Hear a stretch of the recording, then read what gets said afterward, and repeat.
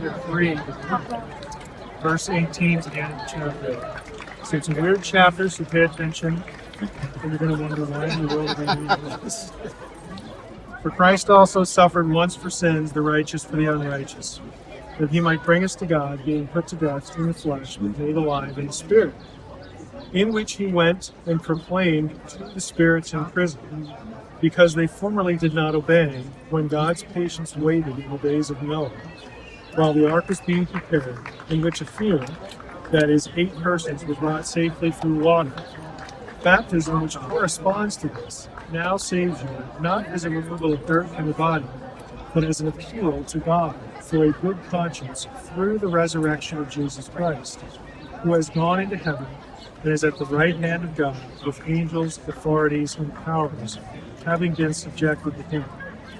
The obvious question here is, what in the world is Peter thinking?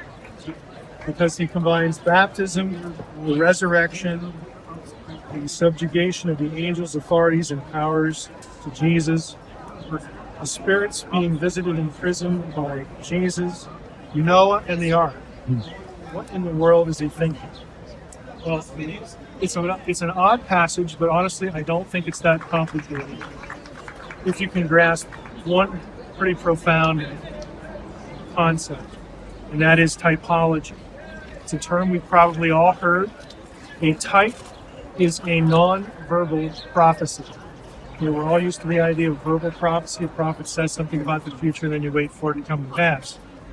A type is a non-verbal prophecy. That is, an event, an institution, a person that in the Old Testament is there and is part of the story arc, that prefigures or foreshadows something yet to come.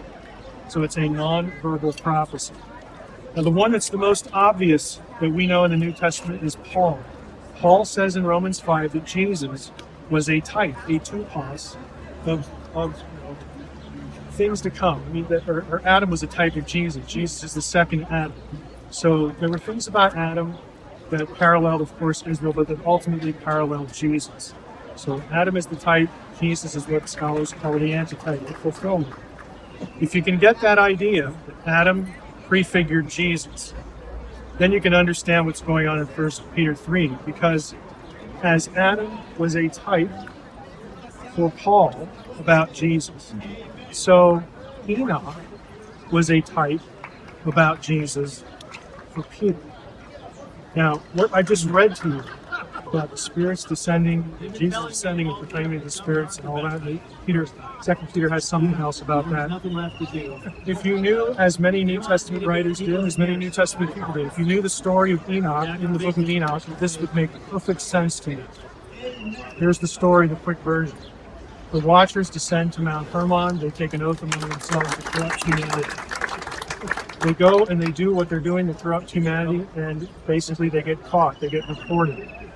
And God sentences them to doom. He sends archangels to judge them.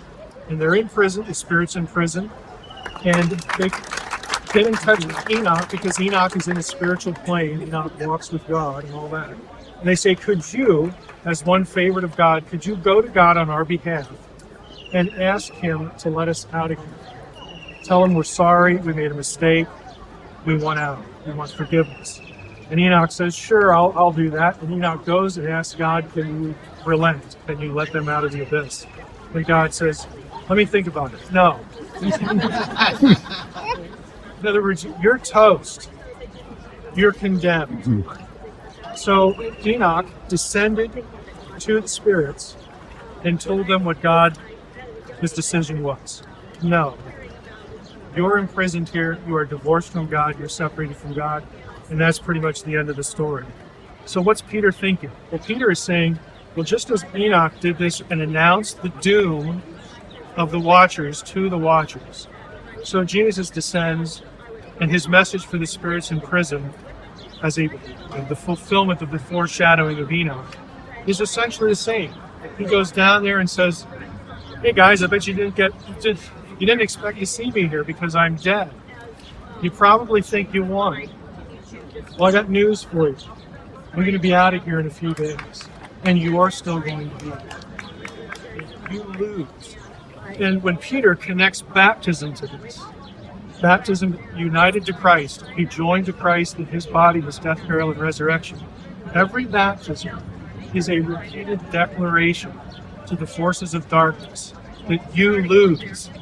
Okay, that we have chosen sides and you lose. You have no control, no condemnation over us. You're going to be here forever and we're not. So it's a repetition. So baptism, we're used to thinking about that, and it is a public declaration of other people.